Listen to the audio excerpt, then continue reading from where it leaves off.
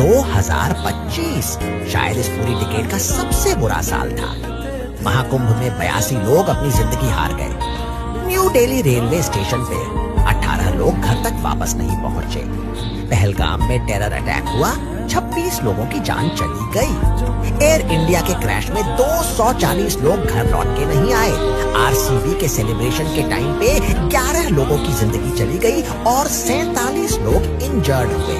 पंजाब के फ्लड में 55 लोगों ने अपनी जिंदगी गंवा दी।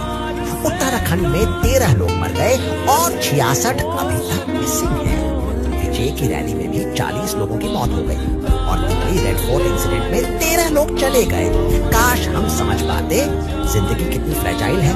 हर दिन जो हम जीते हैं वही असली ब्लेसिंग है। 2025 ये एक साल नहीं, एक याद बन गया। उम्मीद है अगला साल सबके लिए थोड़ा बेहतर